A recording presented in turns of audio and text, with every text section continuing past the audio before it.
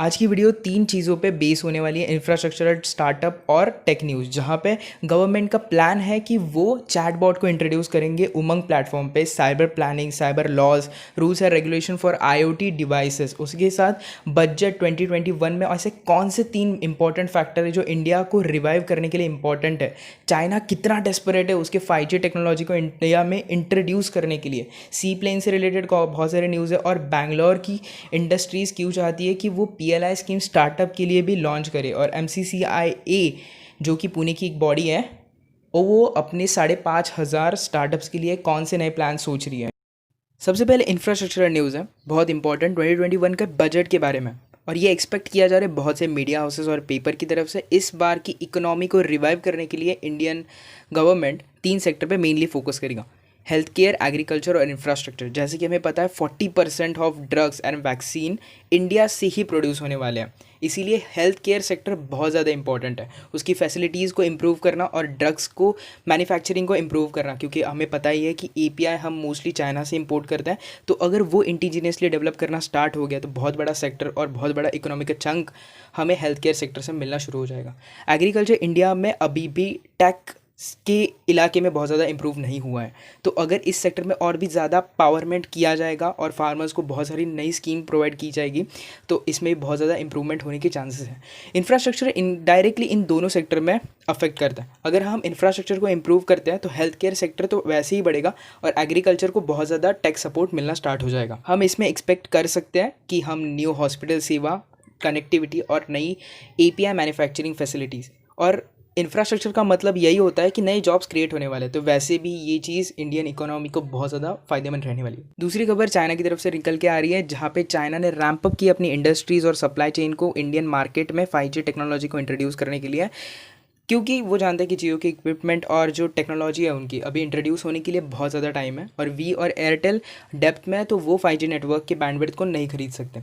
India को ज़रूरी भी है क्योंकि वो 5G नेटवर्क में पीछे नहीं रहना चाहता और वो चाइना से भी खरीदना नहीं चाहता। तो गवर्नमेंट के पास एक बहुत बड़ा हेडेक है ये 5G नेटवर्क का, कि वो इस चीज़ से कैसे टैकल करता है और किस तरह से उससे बाहर निकलता है। तीसरी न्यूज़ है सी प्लेन की तरफ से, जो कि एक अच्छा सपोर्ट गेन कर चुका है टूरिज्म सेक्टर से, जहाँ पे किवाड़ा और साबरमती रिवर फ्रंट में उसे अक्टूबर में ट्राई कर दिया गया था। जिन जगहों पे पहुंचना रिमोटली बहुत ज़्यादा हार्ड होता है, उन जगह की ईजियर कनेक्टिविटी के लिए इसे इंट्रोड्यूस किया गया था और ये बहुत अच्छा सक्सेसफुल ट्रायल रहा है इसका। ये स्पेशल पर्पस व्हीकल के अंडर आता है और इसे और भी ज़्यादा इंप्रूव करने की बात चल रही है। उसके बाद डिजिटल इंडिया को सपोर्ट करती हुई टेक न्यूज़ में सबसे पहले गवर्नमेंट ने चैटबॉट को इंट्रोड्यूस करने की बात करी है, जो कि एलेक्सा और गूगल की तरह ही होगा, जो कि AI बेस होगा, उसकी AI टेक्नोलॉजी होगी इन द सेंस।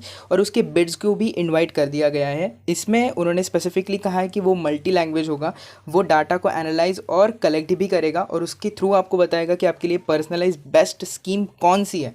आपको स्कीम को एक्सप्लेन करेगा, न्यू गवर्नमेंट स्कीम को इंट्रोड्यूस करेगा और उसको बताएगा भी। और ये डिजिटल इंडिया के लिए बहुत अच्छा सपोर्ट भी साबित होगा। ये सर्विस सारे ही सिटीजन्स के लिए अवेलेबल होगी उमंग प्लेटफॉर्म पे। उसके बाद एक ऑफिशियली न्यूज़ आई है, उनकी लॉन्च डेट पता चली है, उनकी क्लिप्स बाहर निकली हैं। उन्होंने कहा है कि 26 जनवरी को ही वो अपना गेम को लॉन्च कर देंगे प्ले स्टोर और बाकी सारे प्लेटफॉर्म्स पे। उनकी प्ले क्लिप्स भी मिल चुकी है यूट्यूब पे और बाकी जगह पे। मैं भी यहाँ पे प्ले करके नहीं दिखाने वाला क्योंकि कॉपीराइट इशू होते हैं। और उसके बाद ही इसमें बहुत सारे नए मोड्स को भी इंट्रोड्यूस किया है। सबसे पहला इवेंट LAC का होगा और इसके में वेपन्स नहीं होंगे ऐसा कहा गया था, लेकिन गन्स स्टिल दिख रही है।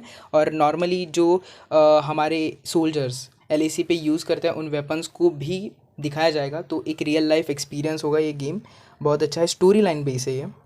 उसके बाद साइबर लॉज और रेगुलेशंस में इंप्रूवमेंट करने की बात चल रही है इंडिया में। साइबर लॉज को ऐसा मतलब झंडू मत समझो, क्योंकि उसी की लूप होल्स की वजह से चाइना ने गूगल और अमेजोन जैसी कंपनीज़ को अपने कंट्रीज़ में आने से रोक दिया था। तो इसको इम्पोर्टेंस बहुत ज़्यादा है। तो इसे इम्पॉर्टेंटली क्यों बनाया जा रहा है, ताकि जो इकोसिस्टम है IoT और नए स्टार्टअप्स जो कि IoT बेस है उन्हें रेगुलेट किया जाए, उन्हें कौन सी परमिशन लेनी चाहिए और कौन सी नहीं, इसे बताया जाए।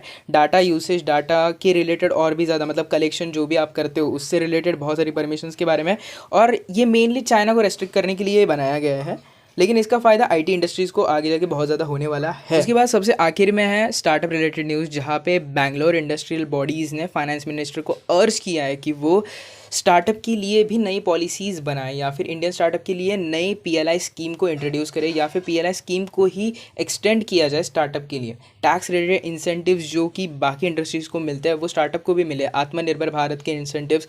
और GST according to company size, मतलब कंपनी की साइज़ के अकॉर्डिंग आपको जीएसटी भरनी पड़ेगी। तो ये एक बहुत अच्छा एक स्टेप है अगर लिया जाए तो सही में।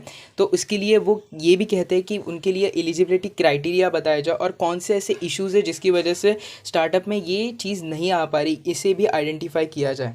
उसके बाद दूसरी एक सबसे अच्छी न्यूज़ निकल के आ रही है MCCIA, जो कि एक स्टार्टअप बॉडी है पुणे में, उनकी तरफ से कि 5,600 स्टार्टअप्स के लिए नए इंक्यूबेशन सेंटर और प्लेटफॉर्म को वो लॉन्च करेंगे पुणे के अंदर ही। इंक्यूबेशन सेंटर का मतलब होता है जो कि स्टार्टअप को ग्रो करने के लिए मदद करते हैं, जो कि प्रोवाइड करते हैं एक environment to grow their own self, और उसके बाद एक प्लेटफॉर्म प्रोवाइड करते हैं ताकि वो दूसरों से भी रीच कर सके, दूसरों से भी अपनी प्रॉब्लम्स को शेयर कर सके, मदद मांग सके। और महाराष्ट्र में करंटली 20,000 स्टार्टअप वर्क कर रहे हैं, जिनमें से एक बहुत बड़ा चंक 5,500 स्टार्टअप सिर्फ पुणे से है। तो हम समझ सकते हैं कि अगर हम पुणे में एक इंक्यूबेशन सेंटर बनाएं तो बहुत ही अच्छे, मतलब यूनिकॉर्न स्टार्टअप्स यहाँ से भी निकल सकते हैं और चांसेस बहुत ज़्यादा हैं। तो यहाँ पे एक ग्लोबल इनोवेशन की चांसेस हैं और यहाँ पे मिस करना नहीं चाहिए। आई गेस गवर्नमेंट को ये इंक्यूबेशन सेंटर जल्द से जल्द बनाने की कोशिश करनी चाहिए।